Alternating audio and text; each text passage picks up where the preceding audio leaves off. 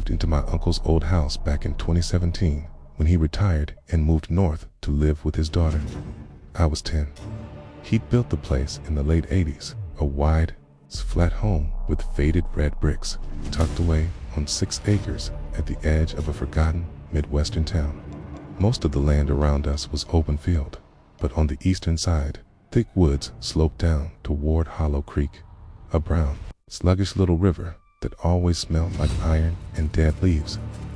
Only one property bordered ours, a narrow, uneven strip of land that looked like it had been pieced together by accident. The house there leaned ever so slightly, as if the earth was trying to swallow it. That place looked wrong.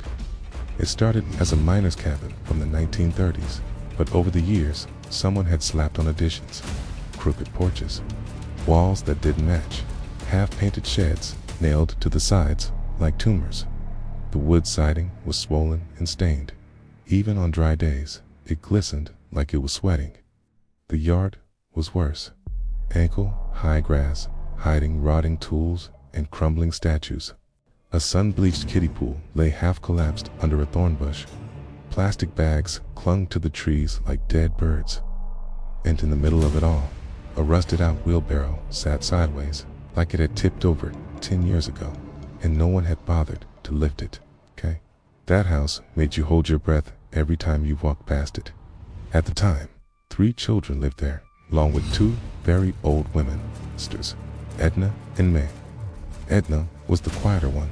She'd spent hours just rocking on their front porch in a faded yellow chair, staring into the tree line like something was supposed to come out of it. May was sharper, more alert, but she walked like her joints were full of sand. You could hear her bones creak when she crossed the gravel path between our houses. They were both old, easily in their 70s. The kids that lived with them were their grandkids, I think. The boy, Caleb, was my age, and unfortunately, in my class at school. The 2 girls, Nora and Lacey, were around the same age as my little sister. Caleb was off. I didn't like being around him, which meant he started showing up a lot. No warning, no texts, no knocking. I'd be in my room playing Minecraft, and I'd feel something behind me. Turn around, and he'd just be standing there. Once, I looked out the window and saw him doing cannonballs in our pool like it was his. Another time, he walked straight into our kitchen, opened the fridge, and grabbed leftover spaghetti with his hands, eating it cold, right out of the container. And when we did hang out, it wasn't fun. Spelt he was obsessed with monster comics and gory manga. He'd mimic dramatic lines in Japanese and get mad when I didn't laugh. Sometimes, he'd just stop talking mid-sentence and stare like he was daydreaming about something dark. Once, he found an old pair of rusted garden shears behind our shed. He chased me around with them, laughing like it was recess, swinging at the air just a few feet behind me. I told my mom, and she said, "He's just got a wild imagination." But even then, I knew it wasn't imagination. It was something else. One afternoon, Caleb and I were crossing the old footbridge behind our houses, the one over Briar Creek. It was rotten, half the boards warped, the railing missing in places. I was halfway across when he shoved me from behind. I caught the railing just in time. He laughed. Relax. It was a joke. But the way he smiled afterward, I knew it wasn't. His cousins, Nora and Lacey, were different. They barely spoke. You almost forgot they were there. Their clothes were always stained with dirt and grass. They spoke in garbled, toddler-like voices, even though they were 7. It felt like no one was teaching them anything. They flinched at loud sounds, and they were always watching, especially when food was involved. Their father was never around in and out of lockup, according to my mom, and that left their mother, Sharon. The first time I saw her, she was crouched by the fence that ran along the edge of our yard, struggling with the water spigot. She was different, tall, broad-shouldered, thick, curly hair pulled into a low bun. Her clothes were clean, her glasses oversized, her smile rehearsed, like someone on a talk show. She waved. Hey there, you're the one who lives next door, right? I nodded. She asked if I could help her, said the faucet was stuck. I stepped over the fence line and turned a knob. It moved without resistance. She clapped. You're so strong. I blushed. No adult had ever said that to me. She looked at me like I mattered. Then she tilted her head. Did you know you have a third eye? I blinked. She leaned closer, whispering, not a real eye. A spiritual one. It sees what others don't. She smiled again, wide, warm, and motioned toward the house. Come in for a second. I'll show you something. And I went.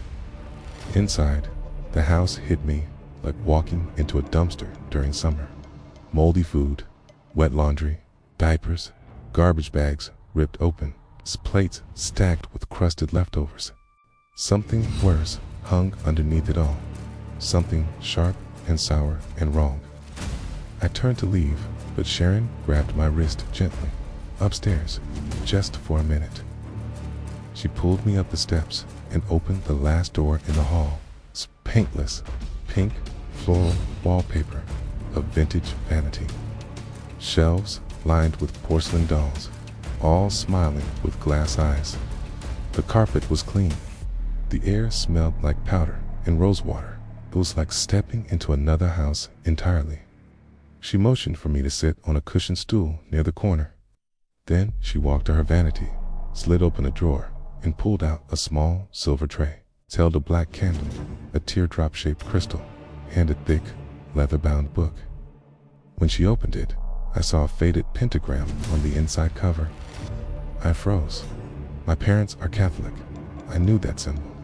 But then I started noticing more. One on the mirror's frame, another carved into the leg of the vanity, third peeking out from under the rug, etched into the wooden floor. My heart started racing. Stood up. Sorry, my mom needs me home. Bye. I didn't wait for her to answer. I ran out of the room, out of that house. I didn't stop until I was back inside mine with the door locked. In 2019, May collapsed in their living room, right in front of the kids. Heart failure. That's what the obituary said. I went to her funeral. It was held in a sagging, half-abandoned Methodist chapel on the outskirts of town. The whole family sat stiff as boards, staring straight ahead, except for one woman I didn't recognize. Kia sat in the second pew, sobbing so hard it echoed. No one looked at her. No one spoke to her. It was like she wasn't even there. That same fall, Caleb disappeared. The story was dark. He tried to hurt one of the twins. Bad enough, they had to call for help. No details were ever made public, but word spread that he was sent to a psychiatric ward in the next county. My parents sat us down that night. Their faces looked pale, tight. We don't want you talking to that family again. Not any of them. Not for any reason. That's when it all started to make sense. The shears, the whispers, the eyes. All the things I've been trying to forget snapped into place like puzzle pieces.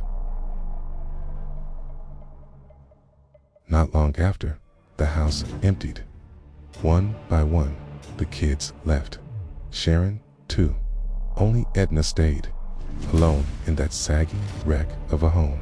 She passed in 2020. No one found her for days.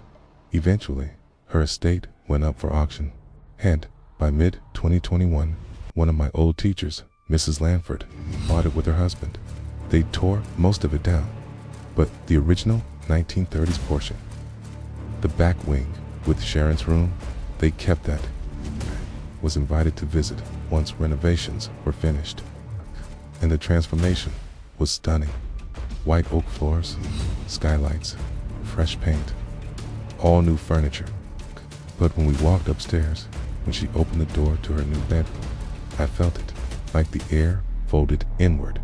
Even with the fresh carpet, I knew that symbol was still beneath it, etched into the floorboards, burned into the house. I excused myself, said I had a headache. She seemed disappointed. I was supposed to stay for dinner. I didn't go back, not until last fall. Mrs. Lanford asked if I could watch her dogs while she and her husband traveled for the week. I said yes. It's easy money, right? The first few nights were fine. Quiet. Routine. I fed Muffin, their puffy little Shih Tzu, and Henry, a snorting pug who followed me everywhere. I locked up, turned on the porch light, and left without incident until the last night. I was heading toward the door when Henry froze.